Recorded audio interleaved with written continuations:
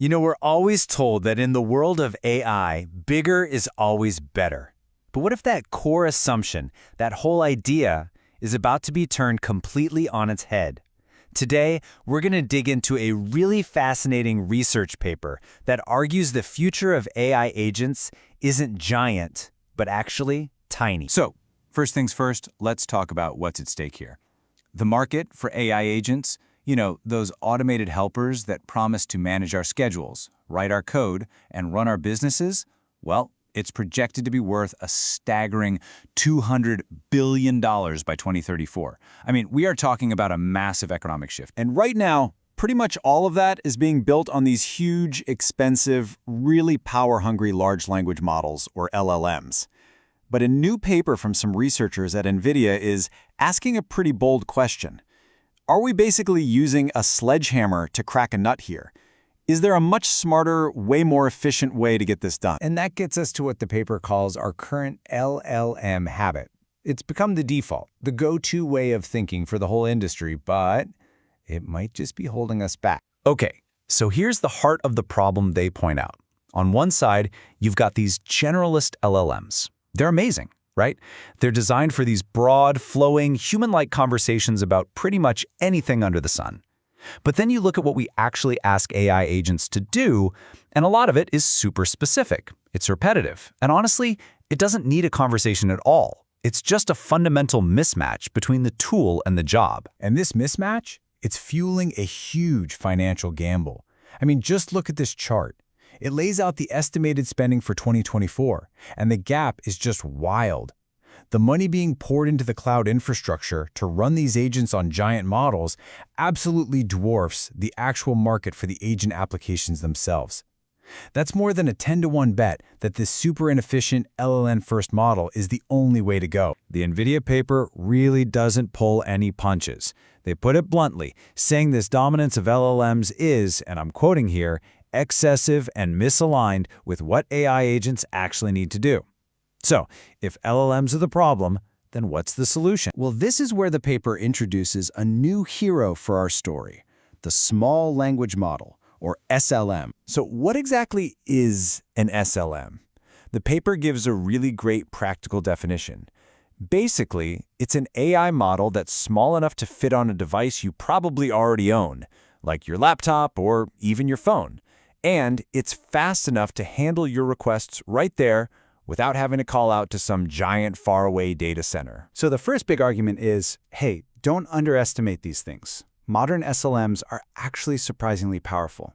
Because of much better training methods, models like Microsoft's Phi 3 can match or sometimes even beat models 10 times their size as long as the task is specific, like generating code or doing some logical reasoning. And number two, they're just a better fit for the job.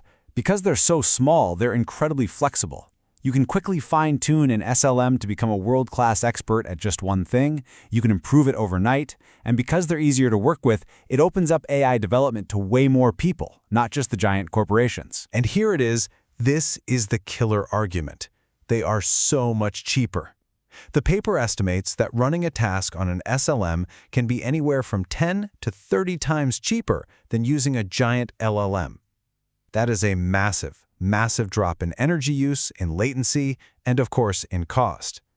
This isn't just a tiny improvement, it's a potential economic revolution for how AI gets built. Okay, but let's address the elephant in the room, right?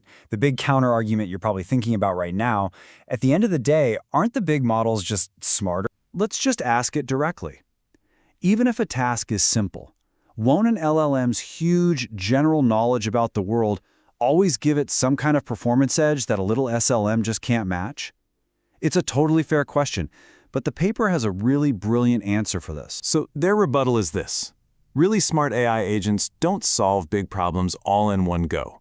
They're designed to break a complex goal down into a bunch of tiny, simple subtasks. And by the time you get down to one of those little tasks, a model's general, abstract understanding is basically useless. You don't need an AI that understands Shakespeare to generate a perfectly formatted piece of JSON. You just need an expert at generating JSON. So, this all leads to the paper's vision for what's next. And it's not about throwing LLMs away. It's about building smarter, more modular AI systems. Think of it like a big box of Legos. Instead of one giant clunky block of intelligence, you have a system made of all these smaller, specialized expert models. You'd have one SLM for scheduling, another for summarizing your emails, and maybe you'd only call on the big, expensive LLM for the really tricky, creative problems.